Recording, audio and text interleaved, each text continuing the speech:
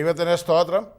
ഈ പ്രോഗ്രാമിൽ പങ്കെടുക്കുന്ന ബഹുമാന്യരായ എല്ലാവർക്കും കർത്താവായ യേശുക്രിസ്തുവിൻ്റെ നാമത്തിലുള്ള സ്നേഹവന്ദനത്തെ അറിയിക്കുന്നു. പ്രാർത്ഥന എന്ന വിഷയത്തെ ആസ്പദമാക്കിയാണല്ലോ നാം ചിന്തിച്ചുകൊണ്ടിരിക്കുന്നത്. ഇന്നും അല്പകാര്യങ്ങൾ അതിനോടനുബന്ധിച്ച് ചിന്തിപ്പാൻ ആഗ്രഹിക്കും. 2 വേദഭാഗങ്ങൾ നമുക്ക് പ്രാരംഭമായിട്ട് വായിക്കാം. ലൂക്കോസിൻ്റെ സുവിശേഷം 18-ാം അധ്യായം 1-ാമത്തെ വാക്യം. മടുത്തു പോകാതെ എപ്പോഴും പ്രാർത്ഥിക്കണമെന്നുള്ളതിന് യേശു അവരോട് ഒരു ഉപമ പറഞ്ഞത്. ഫിലിപ്പിയ ലേഖനം 4-ാം അധ്യായം 6-ാമത്തെ വാക്യം. ഒന്നിനെക്കുറിച്ചും വിചാരപ്പെടരുത്, എല്ലാറ്റിലും പ്രാർത്ഥനയാലും അപേക്ഷയാലും നിങ്ങളുടെ ആവശ്യങ്ങൾ സ്തോത്രത്തോടുകൂടെ ദൈവത്തോട് അറിയിക്കുക അത്ര വേണ്ടത്.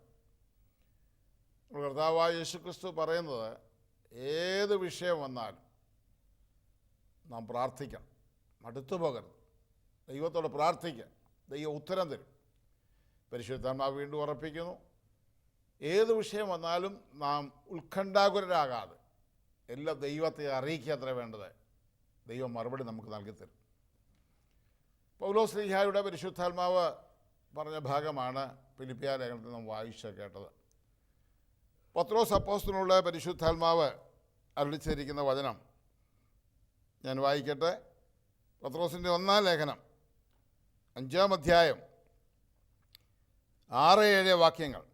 അതുകൊണ്ട് ദൈവം തക്ക സമയത്ത് നിങ്ങളെ ഉയർത്തുവാൻ ദൈവത്തിൻ്റെ ബലമുള്ള കൈക്കീഴ് താണിരിപ്പി. ദൈവം നിങ്ങൾക്കായി കരുതുന്നതാകിയാൽ നിങ്ങളുടെ സകല ചിന്താകുലവും ദൈവത്തിൻ്റെ മേൽ ഇട്ടുകൊള്ളുവിൻ. നോക്കുക, പൗലോസ് അപ്പോസ്തലനോട് പരിശുദ്ധാത്മാവ് പറഞ്ഞത് ഒന്നിനെക്കുറിച്ച് ഉത്കണ്ഠാകുലരാകരുത്, എല്ലാം ദൈവത്തെ അറിയിക്കുക അത്ര വേണ്ടത്. അക്കാര്യത്തിന് ഒന്നുകൂടെ ഉറപ്പ് തരുന്ന വചനമാണ് പത്രോസ്ലീഹായിലൂടെ പരിശുദ്ധാത്മാവ് നമുക്ക് നൽകിയിരിക്കുന്നത്. ജീവിതത്തിൽ ഏത് വിഷയം വന്നാലും ദൈവസന്നിധിയിൽ നാം താണിരുന്നുകൊണ്ട് ദൈവത്തിൻ്റെ കരങ്ങളിലേക്ക് ആ വിഷയങ്ങൾ സമർപ്പിക്കുക. അതാണ് ദൈവത്തിൻ്റെ മേൽ ഇട്ടുകൊള്ളുക എന്ന് പറയുന്നത്. ദൈവത്തിൻ്റെ കരങ്ങളിൽ അത് സമർപ്പിക്കുക. നമ്മൾ സമർപ്പിക്കുമ്പോൾ പരിശുദ്ധാത്മാവ് നമ്മെ ധൈര്യപ്പെടുത്തുന്നത് ദൈവം നമുക്ക് വേണ്ടി കരുതുന്നതാകിയാൽ നമ്മുടെ സകല ഉത്കണ്ഠകളും ദൈവസന്നിധിയിൽ സമർപ്പിക്കുക. അത് പ്രാർത്ഥനയിലൂടെയാണ് നമ്മൾ സമർപ്പിക്കുന്നത്. അപ്പോൾ ദൈവം നമുക്ക് വേണ്ടി കരുതുന്നതാകിയാൽ ദൈവത്തിൻ്റെ വചനം പഠിക്കുമ്പോൾ നമുക്ക് വേണ്ടി കരുതി വച്ചിരിക്കുന്ന ദൈവത്തെക്കുറിച്ചാണ് വിശുദ്ധ ബൈബിൾ നമുക്ക് വെളിപ്പെടുത്തി തരുന്നത്. വിശുദ്ധ ബൈബിളിന് 2 ഭാഗമാണ്.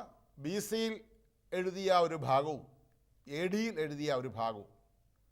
അതിനെ പഴയ നിയമമെന്നും പുതിയ നിയമമെന്നും നാം വിളിക്കുന്നു. പഴയ നിയമ കാലഘട്ടത്തിൽ ദൈവം പിതാക്കന്മാരോട് പ്രവാചകന്മാരോട് അരുളി ചെയ്ത അരുളപ്പാടാണ്. അതിനെക്കുറിച്ച് എബ്രായ ലേഖനം 1-ാം അധ്യായം 1-ാം വാക്യത്തിൽ എഴുതിയിരിക്കുന്നു, ദൈവം പണ്ട് ഭാഗമായിട്ടും വിവിധമായിട്ടും പ്രവാചകന്മാരുടെ നമ്മുടെ പിതാക്കന്മാരോട് അരുളി ചെയ്തിട്ട്, അപ്പോൾ ഭാഗമായി ദൈവം പ്രവാചകന്മാരിലൂടെ സംസാരിച്ച ഭാഗമാണ് പഴയ നിയമത്തിൽ നമുക്ക് കാണുവാൻ കഴിയുന്നത്. അപ്പോൾ തന്നെ ദൈവവചനം പഠിച്ചാൽ പഴയ നിയമ കാലഘട്ടത്തിൽ ദൈവം ഭാഗമായി ദൈവത്തെക്കുറിച്ച് വെളിപ്പെടുത്തിയിരിക്കുന്ന വെളിപ്പാടും പഴയ നിയമത്തിൽ രേഖപ്പെടുത്തിയിട്ടുണ്ട്. വിശുദ്ധ ബൈബിളിലെ തീം മനുഷ്യൻ്റെ വീണ്ടെടുപ്പ് എന്നുള്ള വിഷയമാണെന്ന് നാം കഴിഞ്ഞ ക്ലാസ്സുകളിൽ ചിന്തിച്ചതാണ്. മനുഷ്യനാണ് ഈ പുസ്തകത്തിലെ പ്രധാന കഥാപാത്രം. മനുഷ്യനോട് ബന്ധപ്പെട്ട കാര്യമാണ് ഇതിൽ പ്രതിപാദിച്ചിരിക്കുന്നത്. അപ്പോൾ മനുഷ്യനാണ് ഈ പുസ്തകത്തിലെ പ്രധാന കഥാപാത്രം എന്നുള്ളത് കൊണ്ട് മനുഷ്യൻ്റെ ഉത്ഭവം മുതൽ മനുഷ്യൻ്റെ നിത്യത വരെയുള്ള കാര്യങ്ങളാണ് വിശുദ്ധ ബൈബിളിൽ കാണുവാൻ നമുക്ക് കഴിയുന്നത്. മനുഷ്യന് വേണ്ടി ദൈവം എന്തെല്ലാം കാര്യങ്ങൾ ചെയ്തു, എന്തെല്ലാം കാര്യങ്ങൾ ചെയ്തുകൊണ്ടിരിക്കുന്നു, എന്തെല്ലാം കാര്യങ്ങൾ ചെയ്യും എന്നുള്ള കാര്യമാണ് വിശുദ്ധ ബൈബിളിൽ രേഖപ്പെടുത്തിയിരിക്കുന്നത്. ദൈവത്തെക്കുറിച്ച് ദൈവം വിവിധ നിലകളിൽ വെളിപ്പെടുത്തിയിരിക്കുക. ദൈവം വീണ്ടെടുപ്പുകാരനാണെന്ന് ദൈവത്തിൻ്റെ വചനത്തിൽ വെളിപ്പെടുത്തിയിട്ടുണ്ട്. ദൈവം സൗഖ്യമാക്കുന്ന യഹോവയാണെന്ന് വിശുദ്ധ ബൈബിളിൽ പഴയ നിയമ കാലഘട്ടത്തിൽ വെളിപ്പെടുത്തിയിട്ടുണ്ട്. ദൈവം വിടുവിക്കുന്ന ദൈവമാണെന്ന് ദൈവം വെളിപ്പെടുത്തിയിട്ടുണ്ട്. ദൈവം കരുതി വച്ചിരിക്കുന്ന ദൈവമാണെന്ന് പഴയ നിയമത്തിൽ വെളിപ്പെടുത്തിയിട്ടുണ്ട്.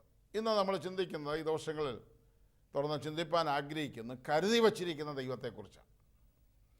പത്രോസ്ലീഹ പറയുന്നു, കരുതുന്നതാകിയാൽ. നമ്മൾ ആ ഭാഗം തിരുവനന്തപുരം പഠിക്കുമ്പോൾ കരുതി വച്ചിരിക്കുന്ന ദൈവത്തെക്കുറിച്ചാണ് വിശുദ്ധ ബൈബിളിൽ വെളിപ്പെടുത്തിയിരിക്കുന്നത്.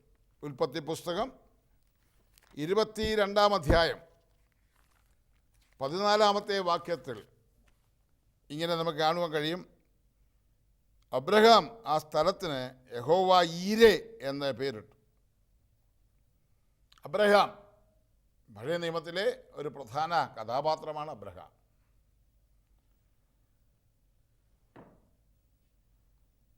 ആ സ്ഥലത്തിന് യഹോവ ഈരെ എന്ന് പേരിട്ടു. യഹോവ എന്നുള്ളത് പഴയ നിയമ കാലഘട്ടത്തിൽ ദൈവം വെളിപ്പെടുത്തിയ ദൈവത്തിൻ്റെ നാമമാണ് യഹോവ എന്ന് നമുക്ക് കാണുവാൻ കഴിയും. യഹോവ ഈരെ എന്ന വാക്കിൻ്റെ അർത്ഥം കരുതി വച്ചിരിക്കുന്ന ദൈവമെന്നാണ്. അപ്പോൾ അബ്രഹാം ഒരു സ്ഥലത്തേക്ക് നോക്കി, എൻ്റെ ദൈവം കരുതി വച്ചിരിക്കുന്ന സ്ഥലമാണ് എന്ന് വിളിച്ചു പറഞ്ഞു. കരുതുന്ന ദൈവമെന്ന് പലപ്പോഴും നമ്മൾ പറയാറുണ്ട്. എന്നാൽ മൂലഭാഷയിൽ ആ വാക്കിൻ്റെ അർത്ഥം കരുതി വച്ചിരിക്കുന്ന എന്ന ആശയമാണ് കൊടുത്തിരിക്കുന്നത്. അപ്പോൾ ദൈവത്തിൻ്റെ വചനത്തിൽ ദൈവത്തെക്കുറിച്ച് വെളിപ്പെടുത്തിയിരിക്കുന്ന ഈ ചിന്ത കരുതുന്ന എന്നുള്ളതല്ല, കുറച്ചുകൂടെ ശക്തമായി കരുതി വച്ചിരിക്കുന്ന ദൈവമെന്നാണ്. നമ്മുടെ ജീവിതത്തിൽ ഒരു പ്രതിസന്ധി വരുന്നതിന് മുമ്പ് അതിൻ്റെ മറുപടി കരുതി വച്ചിരിക്കുന്ന ദൈവത്തെക്കുറിച്ചാണ് ബൈബിളിൽ നമുക്ക് കാണുവാൻ കഴിയുന്നത്. ഉൽപ്പത്തി പുസ്തകം 1-ാം അധ്യായത്തിൽ മനുഷ്യൻ്റെ സൃഷ്ടിപ്പിനോടുള്ള ബന്ധത്തിൽ 6-ാം ദിവസം ദൈവം മനുഷ്യനെ സൃഷ്ടിച്ചു എന്ന് നമുക്ക് കാണുവാൻ കഴിയും. 1 മുതൽ 6 വരെയുള്ള ദിവസങ്ങൾ മനുഷ്യന് ആവശ്യമുള്ളതെല്ലാം ദൈവം ഒരുക്കി വച്ചിട്ട് 6-ാമത്തെ ദിവസമാണ് മനുഷ്യനെ സൃഷ്ടിച്ചത്. അഥവാ മനുഷ്യന് വേണ്ടി എല്ലാം കരുതി വച്ചതിന് ശേഷമാണ് ദൈവം മനുഷ്യനെ സൃഷ്ടിച്ചത്. വിശുദ്ധ ബൈബിൾ എല്ലാ സന്ദർഭങ്ങളിലും അങ്ങനെയാണ് വെളിപ്പെടുത്തിയിരിക്കുന്നത്. പ്രത്യേകിച്ച് ബൈബിളിലെ തീം മനുഷ്യൻ്റെ വീണ്ടെടുപ്പ് എന്നുള്ളതാണ് എന്ന് ഞാൻ ഓർപ്പിച്ചല്ലോ. വീണ്ടെടുപ്പുകാരനായ യേശുക്രിസ്തുവിനെ ദൈവം കരുതി വച്ചത് മനുഷ്യർ പാപം ചെയ്തപ്പോഴല്ല. ഉൽപ്പത്തി പുസ്തകം 1-ാം അധ്യായത്തിൽ മനുഷ്യനെ സൃഷ്ടിച്ചു. 2-ാം അധ്യായത്തിൽ അവരെ കുടുംബമായി ഏദൻ തോട്ടത്തിൽ താമസിപ്പിച്ചു, അഥവാ കുടുംബം സ്ഥാപിച്ചു. 3-ാം അധ്യായത്തിൽ മനുഷ്യൻ പാപത്തിൽ വീണു. പാപത്തിൽ വീണപ്പോഴല്ല സ്ത്രീയുടെ സന്തതിയായ യേശുക്രിസ്തുവിനെ കരുതിയത്. മനുഷ്യൻ പാപത്തിൽ വീണപ്പോൾ ഇനി എന്തു ചെയ്യും എന്ന് ചിന്തിച്ചല്ല ദൈവം മനുഷ്യവർഗത്തിനു വേണ്ടി യേശുക്രിസ്തുവിനെ ഒരുക്കിയത്. എഫേസ്യ ലേഖനം 1-ാം അധ്യായം 4-ാം വാക്യത്തിൽ പരിശുദ്ധാത്മാവ് ഇങ്ങനെ രേഖപ്പെടുത്തിയിരിക്കുന്നു: നാം ദൈവത്തിൻ്റെ സന്നിധിയിൽ വിശുദ്ധരും നിഷ്കളങ്കരും ആകേണ്ടതിന് ദൈവം ലോകസ്ഥാപനത്തിനു മുമ്പേ നമ്മെ യേശുക്രിസ്തുവിൽ തിരഞ്ഞെടുക്കുകയും തിരുഹിതത്തിൻ്റെ പ്രസാദപ്രകാരം യേശുക്രിസ്തു മുഖാന്തരം നമ്മെ ദത്തെടുക്കേണ്ടതിന് ദൈവം പ്രിയനായവനിൽ നമുക്ക് സൗജന്യമായി നൽകിയ തൻ്റെ കൃപാമഹത്വത്തിൻ്റെ പുകഴ്ചയ്ക്കായി സ്നേഹത്തിൽ നമ്മെ മുൻ നിയമിക്കുകയും ചെയ്തുവല്ലോ. യേശുക്രിസ്തുവിൽ നമുക്ക് യേശുക്രിസ്തുവിൻ്റെ രക്തത്താൽ അതിക്രമങ്ങളുടെ മോചനമെന്ന വീണ്ടെടുപ്പ് ഉണ്ട്. നോക്കുക, മനുഷ്യൻ പാപം ചെയ്തപ്പോഴല്ല ദൈവം യേശുക്രിസ്തുവിനെ ഒരുക്കിയത്. ഇവിടെ നമ്മൾ വായിച്ചത് ലോകസ്ഥാപനത്തിനു മുമ്പേ നമ്മെ യേശുക്രിസ്തുവിൽ ദൈവം തിരഞ്ഞെടുത്തു. വിശുദ്ധ ബൈബിളിൻ്റെ ഉൽപ്പത്തി പുസ്തകം 1-ാം അധ്യായം 1-ാം വാക്യത്തിൽ എഴുതിയിരിക്കുന്നത്, ആദിയിൽ ദൈവം ആകാശവും ഭൂമിയും സൃഷ്ടിച്ചു.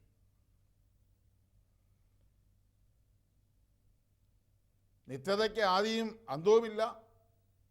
വേദശാസ്ത്രപരമായി ദൈവം നിത്യതയ്ക്കകത്തൊരു ബ്രാക്കറ്റ് ഒരുക്കി. ആ ബ്രാക്കറ്റിനെ വിളിക്കുന്ന പേരാണ് കാലം, സമയം.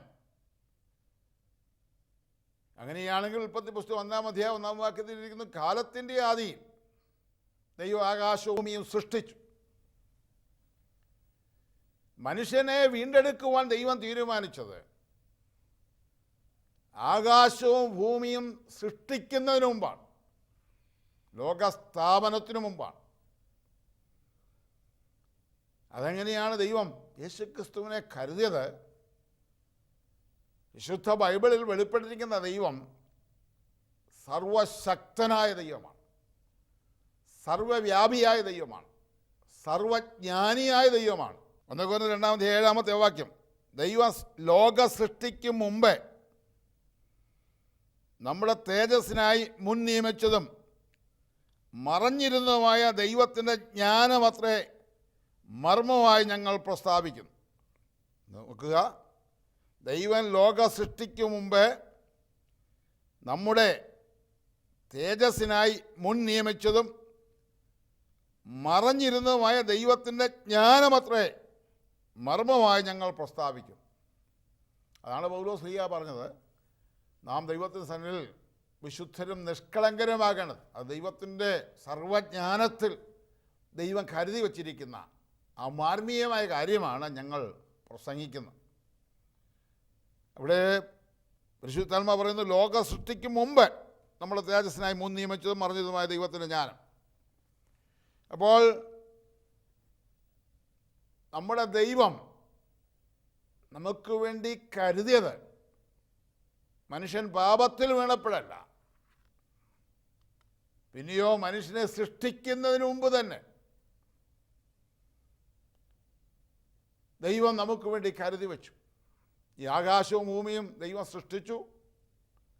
അതിനുശേഷം അനേക വർഷങ്ങൾക്ക് ശേഷം ഇത് പാഴും ശൂന്യമായി തീർന്നു. പിന്നെ അനേക വർഷങ്ങൾക്ക് ശേഷം ദൈവം പുനഃക്രമീകരണം ചെയ്തു. അതിൻ്റെ 6-ാമത്തെ ദിവസം മനുഷ്യനെ സൃഷ്ടിച്ചു. അവരെ കുടുംബമായി ഏദൻ തോട്ടത്തിൽ കൊണ്ട് പാർപ്പിച്ചു. അതിനുശേഷം മനുഷ്യർ പാപത്തിൽ വീണു. പാപത്തിൽ വീണപ്പോൾ സ്ത്രീയുടെ സന്തതി വന്ന് സർപ്പത്തിൻ്റെ തല തകർത്ത് വിമോചനം ലഭിക്കുമെന്ന് ദൈവം അവിടെ പ്രഖ്യാപിച്ചു. എന്നാൽ അന്നല്ല യേശുക്രിസ്തുവിനെ ദൈവം കരുതിയത്. മനുഷ്യൻ പാപത്തിൽ വീഴുന്നതിന് മുമ്പ്, മനുഷ്യനെ കുടുംബമായി ഏതെങ്കിലും തോട്ടത്തിൽ പാർപ്പിക്കുന്നതിന് മുമ്പ്, മനുഷ്യരെ സൃഷ്ടിക്കുന്നതിന് മുമ്പ്, ഈ ആകാശവും ഭൂമിയും പുനഃക്രമീകരണം ചെയ്യുന്നതിന് മുമ്പ്, ഇത് പാഴും ശൂന്യമായി തീരുന്നതിന് മുമ്പ്, ഒന്നുകൂടെ വ്യക്തമായി പറഞ്ഞാൽ ഇത് സൃഷ്ടിക്കുന്നതിന് മുമ്പ് ദൈവം യേശുക്രിസ്തുവിനെ കരുതി വച്ചിരുന്നു. അതാണ് ദൈവത്തിൻ്റെ സർവജ്ഞാനമെന്ന് പറയുന്നത്. ആ ദൈവം നമുക്ക് വേണ്ടി എല്ലാം കരുതി വച്ചിരിക്കുന്നു. പിതാവേ, മാതാവേ, സഹോദര സഹോദരി, കുഞ്ഞുങ്ങളെ, നിങ്ങൾ ഇന്ന് അഭിമുഖീകരിക്കുന്ന പ്രശ്നം ദൈവത്തോട് പ്രാർത്ഥിക്കുമ്പോൾ നിങ്ങളുടെ വിഷയം എന്താണെന്നറിഞ്ഞ് കരുതുന്ന ദൈവമല്ല വിശുദ്ധ ബൈബിളിൽ വെളിപ്പെട്ടിരിക്കുന്നത്. നിങ്ങളുടെ ജീവിതത്തിൽ എന്തെങ്കിലും ദൈവം അനുവദിക്കണമെങ്കിൽ അതിനു മുമ്പ് അതിൻ്റെ മറുപടി കരുതി വച്ചിരിക്കുന്ന ദൈവമാണ് നമ്മുടെ ദൈവം. ലോകസ്ഥാപനത്തിനു മുമ്പ് യേശുക്രിസ്തുവിനെ കരുതി വെച്ച ദൈവം യേശുക്രിസ്തുവിലൂടെ സകലതും നമുക്ക് വേണ്ടി കരുതി വച്ചിരിക്കുന്നു എന്ന് വിശുദ്ധ ബൈബിൾ വെളിപ്പെടുത്തുന്നു. റോമാലേഖനം 8-ാം അധ്യായം 32-ാമത്തെ വാക്യത്തിൽ, സ്വന്തം പുത്രനെ ആദരിക്കാതെ നമുക്ക് എല്ലാവർക്കും ഏൽപ്പിച്ചു തന്ന ദൈവം യേശുക്രിസ്തുവിനോടുകൂടെ സകലവും നമുക്ക് നൽകാതിരിക്കുമോ? നോക്കുക, യേശുക്രിസ്തുവിനെ തന്ന ദൈവം യേശുക്രിസ്തുവിലൂടെ സകലവും നൽകിത്തരുന്ന ദൈവമെന്ന് ദൈവത്തിൻ്റെ വചനത്തിൽ വെളിപ്പെടുത്തിയിരിക്കുന്നു. അങ്ങനെയാണെങ്കിൽ ഇന്ന് നമ്മളെ സകല പ്രശ്നത്തിൻ്റെ പരിഹാരം ദൈവം കരുതി വച്ചിട്ടുണ്ട്. അതുകൊണ്ട് പത്രോസ് അപ്പോസ്തലൻ പറയുന്നു, ദൈവം നിങ്ങൾക്ക് വേണ്ടി കരുതുന്നതാകയാൽ, അഥവാ കരുതി വച്ചിരിക്കുന്നതാകയാൽ നിങ്ങളുടെ സകല ചിന്താകുലങ്ങളും ഉത്കണ്ഠകളും ദൈവത്തിന് സമർപ്പിക്കുക. ദൈവത്തിൻ്റെ കരുതലുകൾ ദൈവം വെളിപ്പെടുത്തും. അബ്രഹാം ഒരു പ്രത്യേക സാഹചര്യത്തിലാണ് ഒരു സ്ഥലത്തെ നോക്കി യഹോവ ഈരെ എന്ന് വിളിച്ചത്. അബ്രഹാമിൻ്റെ ചരിത്രം ഉൽപ്പത്തി പുസ്തകം 11-ാം അധ്യായത്തിൽ ആരംഭിക്കുന്നു. 12-ാം അധ്യായം മുതലാണ് ദൈവവിളി കേട്ടിറങ്ങി തിരിച്ച അബ്രഹാമിൻ്റെ ചരിത്രം നമുക്ക് കാണുവാൻ കഴിയുന്നു. ഉൽപ്പത്തി പുസ്തകം 22-ാം അധ്യായത്തിൽ വന്നപ്പോൾ അബ്രഹാമിൻ്റെ ജീവിതത്തിൽ ഒരു വലിയ പ്രതിസന്ധി ഉണ്ടായി. ദൈവം അബ്രഹാമിനോട് പറഞ്ഞു, നീ സ്നേഹിക്കുന്ന നിൻ്റെ ഏകജാതനായ മകൻ ഇസഹാക്കിനെ തന്നെ മോറിയാദേശത്ത് ഞാൻ കാണിക്കുന്ന സ്ഥലത്ത് കൊണ്ടുപോയി ഹോമയാഗം കഴിക്കണം. ഹോമയാഗം എന്ന് പറയുന്നത് യാഗവസ്തുവിനെ തുണ്ടം തുണ്ടമായി നുറുക്കി അത് മുഴുവൻ കത്തിച്ച് ചാമ്പലാക്കുന്നതാണ് ഹോമയാഗം. വളരെ പ്രതീക്ഷയോടെ പ്രാർത്ഥിച്ച് കാത്തിരുന്ന് ലഭിച്ച ആ മകൻ നഷ്ടപ്പെടുന്ന ഒരു സാഹചര്യം തൻ്റെ മുമ്പിൽ കൊണ്ടുവന്നു. ദൈവം അബ്രഹാമിനെ ഒന്ന് പരിശോധിച്ചതാണ്. നമ്മുടെ കുഞ്ഞുങ്ങൾ സ്കൂളിൽ പഠിക്കുമ്പോൾ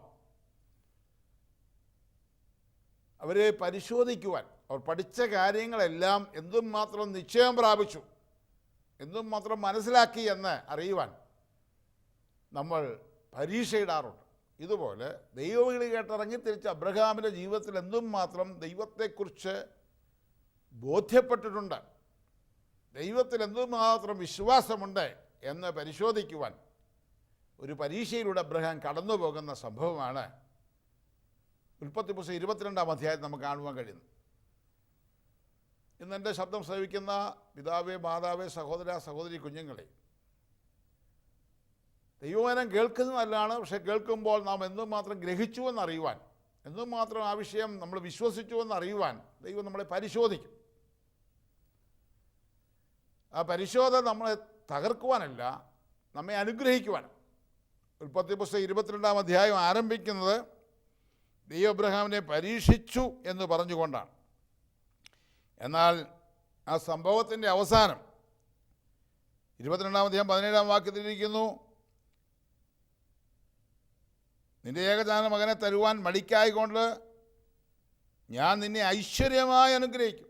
അപ്പോൾ ഐശ്വര്യമായി ദൈവം അനുഗ്രഹിക്കുവാൻ അബ്രഹാമിൻ്റെ കുടുംബത്തിൽ വന്ന് അബ്രഹാമിനെ ഒന്ന് ടെസ്റ്റ് ചെയ്തതാണ്. ഇത് നമ്മുടെ ജീവിതത്തിലൊക്കെ ചില സന്ദർഭങ്ങൾ ഉണ്ടാകാറുണ്ട്. അവിടെ നമ്മൾ ദൈവത്തിലുള്ള വിശ്വാസം വെളിപ്പെടുത്തുക. അബ്രഹാം ദൈവത്തിലുള്ള വിശ്വാസം പ്രകടിപ്പിച്ചു. അബ്രഹാം അതികാലത്ത് എഴുന്നേറ്റു. ബാലനെയും ബാല്യക്കാരെയും കൂട്ടി മോറിയാദേശത്തേക്ക് യാത്ര പുറപ്പെട്ടു. ദൈവം പറഞ്ഞ സ്ഥലത്തെത്തിയപ്പോൾ ബാല്യക്കാരോട് പറഞ്ഞു, നിങ്ങളിവിടെ നിൽക്ക്, ഞാനും ബാലനും കൂടെ അവിടത്തോളം ചെന്ന് ആരാധന കഴിച്ച് മടങ്ങി വരാം. ഇതാണ് അബ്രഹാമിൻ്റെ വിശ്വാസം. മകനെ യാഗം കഴിക്കുവാനാണ് ദൈവം പറഞ്ഞത്. പക്ഷേ അബ്രഹാമിനറിയാം, എൻ്റെ ദൈവം വിശ്വസ്തനായ ദൈവമാണ്, വിളിച്ച ദൈവം വിശ്വസ്തനാണ്. വഴിയിലിട്ടേച്ച് പോകുന്ന ദൈവമല്ല. ഞാൻ തിരിച്ചു വരുമ്പോൾ എൻ്റെ മകനെയും കൊണ്ട് മടങ്ങി വരുമെന്നുള്ള ഉറപ്പോടുകൂടിയാണ് അബ്രഹാം കടന്നു പോകുന്നത്. അതിനുശേഷം താന് മകനെയും കൂട്ടി വിറകും എടുത്ത് കത്തിയും എടുത്ത് ആ മലയുടെ മുകളിലേക്ക് പോകുമ്പോൾ മകൻ ചോദിക്കുന്നു, ഉൽപ്പത്തി പുസ്തകം 22-ാം വാക്യം, അപ്പോൾ ഇസ്ഹാക്ക് തൻ്റെ അപ്പനായ അബ്രഹാമിനോട് അപ്പാ എന്ന് പറഞ്ഞതിന് അബ്രഹാം എന്താകുന്നു മകനെ എന്ന് പറഞ്ഞു. തീയും വിറകുമുണ്ട്, എന്നാൽ ഹോമയാഗത്തിന് ആട്ടുംകുട്ടി എവിടെ എന്ന് ചോദിച്ചു. നോക്കുക, പരീക്ഷയ്ക്ക് പല ഘട്ടങ്ങളുണ്ട്. ജീവിതത്തിൽ ചിലതൊക്കെ വരുമ്പോൾ നമ്മൾ അഭിമുഖീകരിച്ച് മുമ്പോട്ട് പോകും. പക്ഷേ മറ്റുള്ളവരുടെ ചോദ്യത്തിന് മുമ്പിൽ എന്തുത്തരം പറയും? അതാണ് പരീക്ഷയുടെ ഏറ്റവും പ്രധാന ഘട്ടം. മകൻ ചോദിക്കുന്നു, ആട്ടുംകുട്ടി എവിടെ? അബ്രഹാമിൻ്റെ മറുപടി, ദൈവം തനിക്ക് ഹോമയാഗത്തിനൊരു ആട്ടുംകുട്ടിയെ നോക്കിക്കൊള്ളും മകനെ എന്ന് അബ്രഹാം പറഞ്ഞു. എൻ്റെ ദൈവം നോക്കിക്കൊള്ളും. വിളിച്ച ദൈവം വിശ്വസ്തനാണ്, വഴിയിലിട്ടേച്ച് പോകുന്ന ദൈവമല്ല. ഉറപ്പുണ്ട് അബ്രഹാം, ദൈവം നോക്കിക്കൊള്ളും. ഇന്ന് പിതാവേ, മാതാവേ, സഹോദര, സഹോദരി, കുഞ്ഞുങ്ങളെ, നിങ്ങളുടെ ജീവിതത്തിൽ ഏത് പ്രതിസന്ധിയുടെ നടുവിലും ഒറ്റ കാര്യം നിങ്ങൾ വിളിച്ചു പറ, എൻ്റെ ദൈവം നോക്കിക്കൊള്ളും, എൻ്റെ ദൈവം കരുതി വച്ചിട്ടുണ്ട്. അബ്രഹാം മകനെ കൂട്ടി ആ മലയുടെ മുകളിൽ എത്തിച്ചേർന്ന് യാഗപീഠം പണിതു. യാഗപീഠത്തിന്മേൽ മകനെ കിടത്തി അറുക്കുവാൻ കത്തിയെടുത്തപ്പോൾ ദൈവം അബ്രഹാമിനെ വിളിച്ചു. ഉൽപ്പത്തി പുസ്തകം 22-ാം അധ്യായം 19 വാക്യങ്ങൾ. പിന്നെ അബ്രഹാം കൈ നീട്ടി തൻ്റെ മകനെ അറുക്കേണ്ടതിന് കത്തിയെടുത്തു. ഉടനെ യഹോവയുടെ ദൂതൻ ആകാശത്ത് നിന്ന് അബ്രഹാമേ, അബ്രഹാമേ എന്ന് വിളിച്ചു. ഞാനിതാ എന്ന് അവൻ പറഞ്ഞു. ബാലൻ്റെ മേൽ കൈവയ്ക്കരുത്, അവനോടൊന്നും ചെയ്യരുത്. നിൻ്റെ ഏകജാന മകനെ തരുവാൻ നീ മടിക്കായിക്കൊണ്ട് നീ ദൈവത്തെ ഭയപ്പെടുന്നുവെന്ന് ഞാൻ ഇപ്പോൾ അറിയുന്നു എന്ന് ദൈവം അരുളി ചെയ്തു. അബ്രഹാം തലപൊക്കി നോക്കിയപ്പോൾ പിമ്പുറത്ത് ഒരു ആട്ടുകൊറ്റൻ കൊമ്പ് കാട്ടിൽ പിടിപെട്ട് കിടക്കുന്നത് കണ്ടു. അബ്രഹാം ചെന്ന് ആട്ടുകൊറ്റനെ പിടിച്ചു, തൻ്റെ മകന് പകരം ഹോമയാഗം കഴിച്ചു. അബ്രഹാം ആ സ്ഥലത്തിന് യഹോവ ഈരേ എന്ന് പേരിട്ടു. നോക്കുക, അബ്രഹാം വിളിച്ചെന്ന് മകനെ കിടത്തി കത്തിയെടുത്തപ്പോൾ ദൈവം വിളിച്ചു പറഞ്ഞു, ബാലൻ്റെ മേൽ കൈവയ്ക്കരുത്, അവനോടൊരു ദോഷവും ചെയ്യരുത്. അബ്രഹാമിൻ്റെ പരീക്ഷയിൽ അബ്രഹാം വിജയിച്ചു. നീ ദൈവത്തെ ഭയപ്പെടുന്നുവെന്ന് ഞാനിപ്പോൾ അറിയുന്നു. 100% മാർക്കും അബ്രഹാം ഇട്ടുകൊടുത്തു. അബ്രഹാം തലപൊക്കി നോക്കിയപ്പോൾ പിമ്പുറത്ത് ഒരു ആട്ടുകൊറ്റൻ കൊമ്പ് കാട്ടിൽ പിടിപെട്ട് കിടക്കുന്നത് കണ്ടു. അബ്രഹാം കിടക്കുന്നത് കണ്ടു. അബ്രഹാം ആ ആട്ടുകൊറ്റനെ കൊണ്ടുവന്ന് യാഗം കഴിച്ചിട്ട് വിളിച്ചു പറഞ്ഞു, യഹോവ ഈരേ എന്ന് പറഞ്ഞാൽ എൻ്റെ ദൈവം കരുതി വച്ചിരുന്ന സ്ഥലം. എന്താ ഇങ്ങനെ പറയുവാൻ കാരണം? അബ്രഹാം പർവ്വതത്തിന് മുകളിൽ വന്നപ്പോഴാണോ ഈ ആട്ടുകൊറ്റനെ ദൈവം കരുതത്? അല്ല. ഈ ആട്ടുകൊറ്റന് എത്ര വയസ്സ് പ്രായം കാണും? ഉൽപ്പത്തി പുസ്തകം 15-ാം അധ്യായം 9-ാം വാക്യത്തിൽ നമുക്ക് കാണുവാൻ കഴിയുന്നത്, ദൈവം അബ്രഹാമിനോട് ഉടമ്പടി ചെയ്യാൻ പോവുകയാണ്. ഉടമ്പടി ചെയ്യുമ്പോൾ യാഗം കഴിക്കണം. ദൈവവിളി കേട്ട് നദിക്കക്കരെ അന്യദൈവങ്ങളെ സേവിച്ചുകൊണ്ടിരുന്ന അബ്രഹാം ദൈവത്തിൻ്റെ പിന്നാലെ വന്ന പ്രമാണങ്ങൾ അറിയയില്ല. ദൈവം പ്രമാണങ്ങൾ പഠിപ്പിക്കുകയാണ്. യാഗവസ്തു എന്തായിരിക്കണം, യാഗവസ്തു എന്ത് പ്രായമുണ്ടായിരിക്കണം എന്നൊക്കെ ദൈവം പഠിപ്പിക്കുന്നു. ഉൽപ്പത്തി പുസ്തകം 15-ാം അധ്യായം 9-ാമത്തെ വാക്യം, ദൈവം അവനോട് നീ 3 വയസ്സുള്ളൊരു പശുക്കിടാവിനെയും 3 വയസ്സുള്ളൊരു കോലാടിനെയും 3 വയസ്സുള്ള ആട്ടുകൊറ്റനെയും ഒരു കുറുപ്രാവിനെയും ഒരു പ്രാവിൻ കുഞ്ഞിനെയും കൊണ്ടുവരിക എന്ന് കൽപ്പിച്ചു. അപ്പോൾ ദൈവത്തിന് അർപ്പിക്കേണ്ട ആട്ടുകൊറ്റൻ്റെ പ്രായം 3 വയസ്സായിരിക്കണം. ആട്ടുകൊറ്റൻ എന്ന് പറഞ്ഞാൽ ആണാടെന്ന. അപ്പോൾ ദൈവത്തിന് അർപ്പിക്കേണ്ട ആണാടിൻ്റെ പ്രായം 3 വയസ്സായിരിക്കണം. ദൈവം പ്രമാണം കൊടുത്താൽ പ്രമാണത്തിന് ഇടപെടുകയുള്ളൂ. അങ്ങനെയാണെങ്കിൽ അവിടെ കിടന്ന ആട്ടുകൊറ്റന് 3 വയസ്സ് പ്രായമുണ്ടായിരിക്കും എന്ന് പറഞ്ഞാൽ ഇവിടെ നമുക്ക് കാണുവാൻ കഴിയുന്നത് 3-ാമത്തെ ദിവസമാണ് അബ്രഹാം ആ സ്ഥലത്തെത്തിയത്. പരീക്ഷ ആരംഭിച്ചു 3-ാമത്തെ ദിവസം സ്ഥലത്തെത്തി. പരീക്ഷ അല്ലെങ്കിൽ പ്രതിസന്ധി, അബ്രഹാമിൻ്റെ ജീവിതത്തിൽ പ്രതിസന്ധി ഉണ്ടായത് 3 ദിവസം മുമ്പാണ്. പക്ഷെ ദൈവം കരുതി വെച്ചത് 3 ദിവസം മുമ്പല്ല, 3 വർഷം മുമ്പ് കരുതി വെച്ചിരുന്നു. അബ്രഹാമിന് വേണ്ടി 3 വർഷം മുമ്പ് ഒരു ആട്ടുകൊറ്റനെ കരുതി വെച്ച് 3 വർഷം കഴിഞ്ഞപ്പോൾ, അഥവാ 3 വർഷം കഴിഞ്ഞപ്പോൾ ദൈവം അബ്രഹാമിനെ പരീക്ഷിച്ചു. അങ്ങനെയാണെങ്കിൽ പിതാവേ, മാതാവേ, സഹോദര, സഹോദരി, കുഞ്ഞുങ്ങളെ, നിങ്ങൾ ഇന്ന് അഭിമുഖീകരിക്കുന്ന എല്ലാ വിഷയത്തിൻ്റെ മറുപടികൾ ദൈവം കരുതി വച്ചിരിക്കുക. നിങ്ങൾ പ്രാർത്ഥിക്കുമ്പോൾ ദൈവം അത് വെളിപ്പെടുത്തുകയാണ്. നിങ്ങൾ ആരാധിക്കുമ്പോൾ ദൈവം അത് വെളിപ്പെടുത്തുകയാണ്. അതുകൊണ്ട് പത്രോസ് അപ്പോസ്തലൻ പറയുന്നു, ദൈവം നിങ്ങൾക്ക് വേണ്ടി കരുതുന്നതാകിയാൽ നിങ്ങളെ സകല ഉത്കണ്ഠകളും ദൈവത്തിൻ്റെ കരങ്ങളിൽ സമർപ്പിക്കുക. ഇന്ന് എന്നോട് ചേർന്ന് ആര് ദൈവകരങ്ങളിലേക്ക് വിഷയങ്ങൾ സമർപ്പിക്കും? നമുക്ക് ഒന്നിച്ച് ദൈവത്തോട് പ്രാർത്ഥിക്കാം. ദൈവമേ, സ്വർഗ്ഗസ്ഥനായ ഞങ്ങളുടെ പിതാവേ, തിരുവചനത്തിന് മുമ്പിൽ ഞങ്ങളെ സമർപ്പിക്കും. ഞങ്ങൾക്ക് വേണ്ടി കരുതി വച്ചിരിക്കുന്ന ദൈവത്തെക്കുറിച്ച് അവിടുന്ന് ഞങ്ങളോട് സംസാരിച്ചല്ലോ. ഇന്ന് അടിയനോട് ചേർന്ന് പ്രാർത്ഥിക്കുന്ന എല്ലാവരും തൃക്കരങ്ങളിലേക്ക് ഏൽപ്പിക്കുന്നു. ഞങ്ങളുടെ രോഗസൗഖ്യം യേശുക്രിസ്തുവിന്റെ ദൈവം കരുതി വച്ചിരിക്കുന്നല്ലോ. ഞങ്ങളുടെ എല്ലാ ആവശ്യങ്ങളും ദൈവം ഞങ്ങൾക്ക് വേണ്ടി കരുതി വച്ചിരിക്കുന്നതിനാൽ സ്തോത്രം ചെയ്യുന്നു. അബ്രഹാമിന് വേണ്ടി 3 വർഷം മുമ്പ് കരുതി വെച്ച് ദൈവത്തിൻ്റെ മറുപടി വെളിപ്പെടുത്തിയ ആ സംഭവത്തെക്കുറിച്ച് അവിടെ ഞങ്ങളോട് സംസാരിച്ചല്ലോ. അതേ ദൈവം ഇന്ന് പ്രാർത്ഥിക്കുന്ന എല്ലാവർക്കും വേണ്ടി കരുതി വച്ചിരിക്കുക. സ്തോത്രം ചെയ്യുന്നു. ഇന്ന് ഞങ്ങൾ പ്രാർത്ഥിക്കുമ്പോൾ തന്നെ അതിൻ്റെ മറുപടികളെ അവിടുന്ന് വെളിപ്പെടുത്തണമെന്ന് പ്രാർത്ഥിക്കുന്നു. എല്ലാവരെയും സമർപ്പിക്കുന്നു. എല്ലാവരുടെ വിഷയത്തിന്മേൽ പ്രവർത്തിക്കണമേ. ഓരോരുത്തരും പ്രാർത്ഥിക്കുന്ന വിഷയങ്ങൾ ഏതാണോ ആ വിഷയത്തിൻ്റെ മറുപടി അതാത് സമയത്ത് അവിടുന്ന് വെളിപ്പെടുത്തണമെന്ന് പ്രാർത്ഥിക്കുന്നു. അവിടുന്ന് ഞങ്ങളുടെ പ്രാർത്ഥനകൾ കേട്ടതിനാ സ്തോത്രം. യേശുക്രിസ്തുവിൻ്റെ നാമത്തിൽ തന്നെ ദൈവം നിങ്ങളെ എല്ലാവരെയും അനുഗ്രഹിക്കുമാറാകട്ടെ. അസാധ്യമായതൊന്നുമില്ല, അസാധ്യമായതൊന്നുമില്ല, ഇല്ല ഇല്ല അസാധ്യമായതില്ല, എൻ ദൈവത്താൽ അസാധ്യമൊന്നുമില്ല, ഇല്ല ഇല്ല അസാധ്യമായതില്ല, എൻ ദൈവത്താൽ അസാധ്യമൊന്നുമില്ല.